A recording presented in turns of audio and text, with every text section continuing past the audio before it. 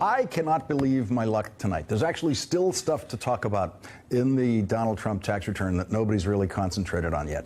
And yesterday, when I read Donald Trump's tax return, the one that was reproduced in the New York Times in print, I circled one number, and only one number.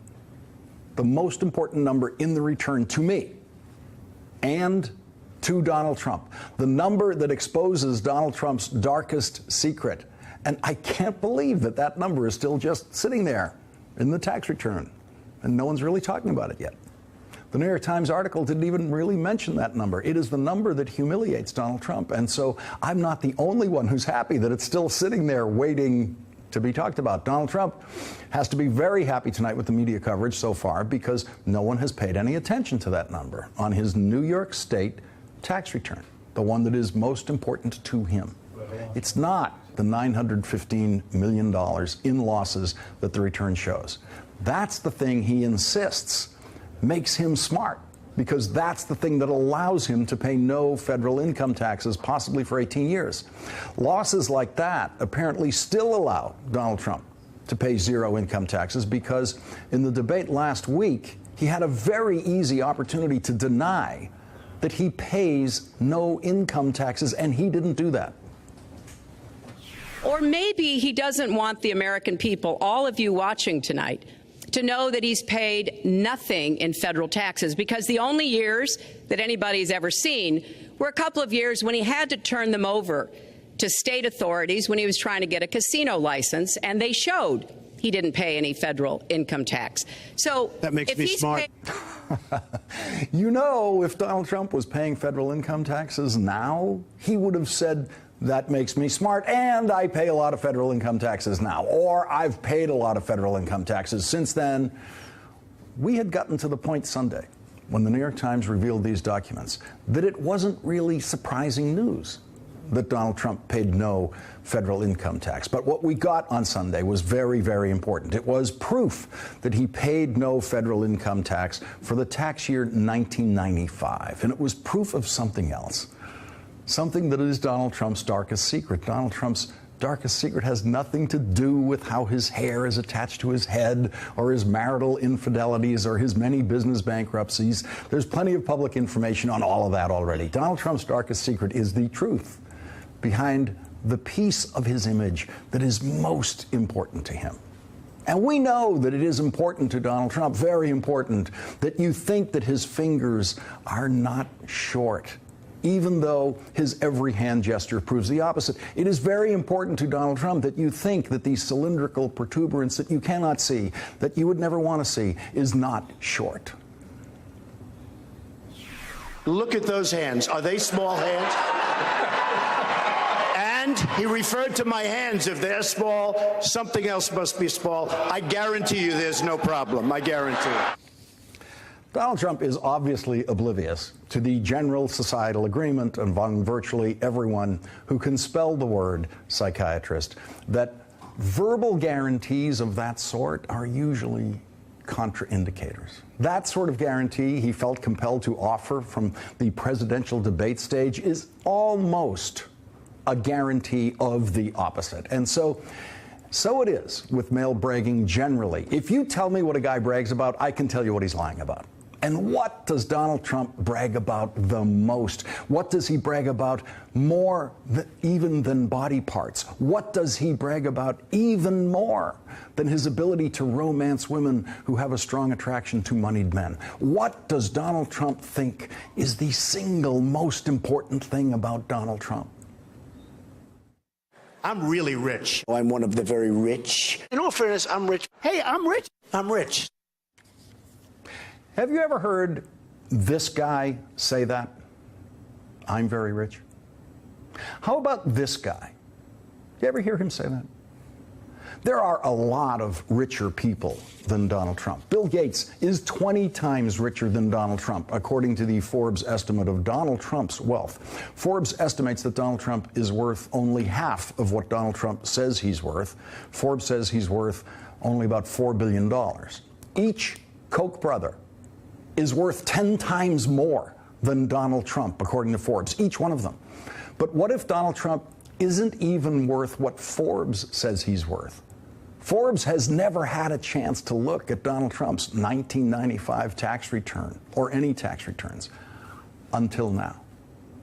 And there, in line 6 of the return, is the most important number in that tax return for Donald Trump and for me. The number Donald Trump never wanted anyone to see. Donald Trump's actually earned income for 1995 was only $3.5 million. $3,427,092.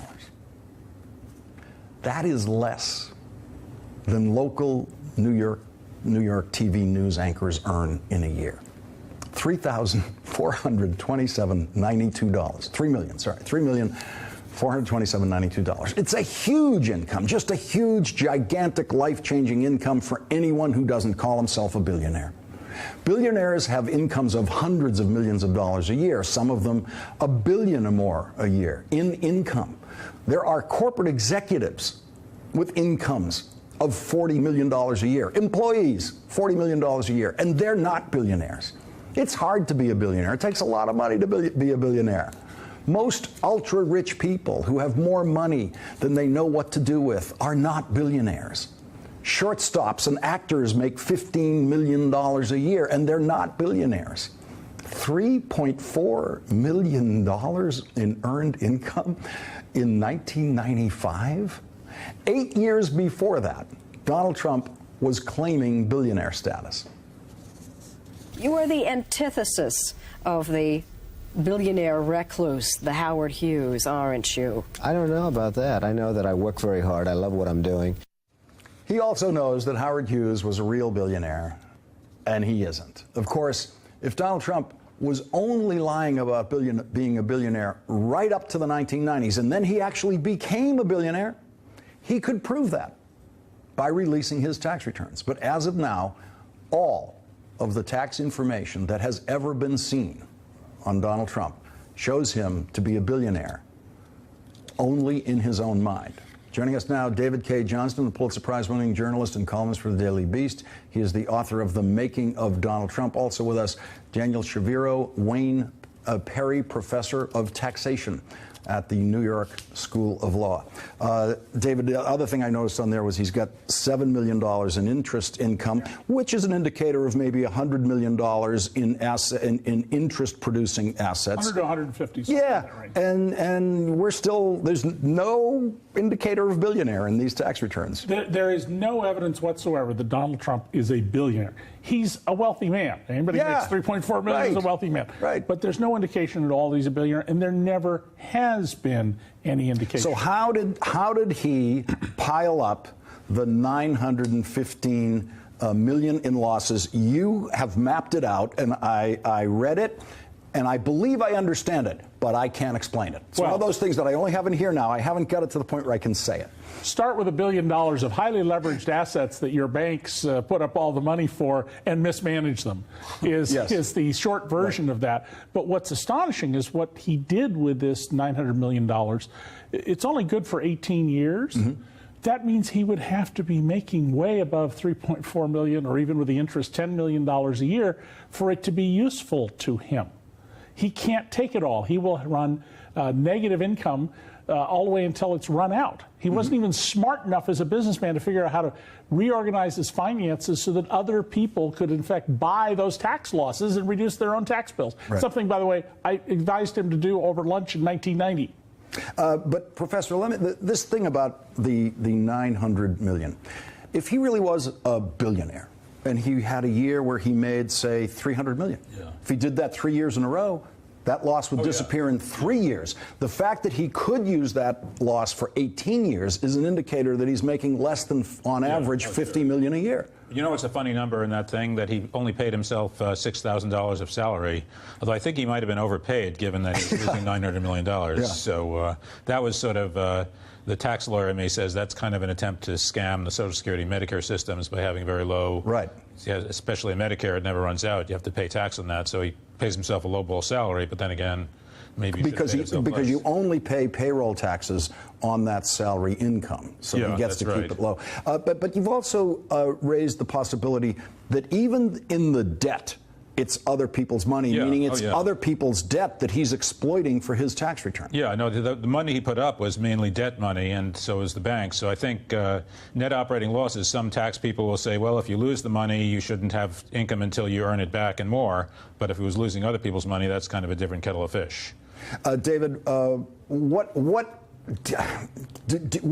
else would you divine from what we've got here so far? Well, I think the most fascinating thing is something a little bit different, and that's how he used the tax code to get out of an immediate tax bill. When the bankers wrote down almost $1 billion of his debt, when your debt's canceled, that's income to you. If you didn't pay the bank back, you got to pay taxes. And there's a provision the real estate lobby got into the law that says, well, if you have other buildings, you can reduce their value for tax purposes and defer paying the tax. So that's what Donald does. He shifts it. And then he creates this company that's a publicly traded stock-held company and puts these now reduced value buildings into it. People buy this stock. They lose their shirts. The stock price goes from $35 down to 17 cents. But Donald gets $82 million in salary as the company loses $1 billion. That stock collapse was the Atlantic City casinos thing. That's right. Where you could buy stock in it starting at about $35 when it's, and then by the time you woke up, basically it was at 17 cents. And yet Donald got $82 million out of the company as it lost under his chairmanship $1.1 billion. I mean, this is Donald's history here is lose money and take a lot for yourself and leave your workers, your vendors, and now your investors in the lurch. Well, because that's smart. He is saying on the campaign trail that he's going to fix everything that's wrong with the tax code. In fact, I think we might have some sound of him saying that today. Is that ready? I understand the tax laws better than almost anyone, which is why I am one who can truly fix them. I understand it. I get it. And that is what I commit to do. We want fairness. We want money brought in, and we want money to be spent when it goes out, because they spend our tax dollars so unfairly and unwisely. Remember that. Professor, if he's going to make it fair for everyone, he has to change basically all of the laws he's using. I don't think he's read his own tax plan, because it does nothing but cut taxes for people like himself. It gets rid of none of the schemes that he appears to have used. So it's kind of funny that he would say that. By the way, even if he appeared more capable of reading lengthy statutes and regulations than we seem is the case, no man in his position is going to be doing his own tax planning. That's what you hire lawyers for, accountants. We're going to have to leave it there for tonight. David K. Johnston and Daniel Shaviro, thank you both for joining us tonight. Really appreciate it.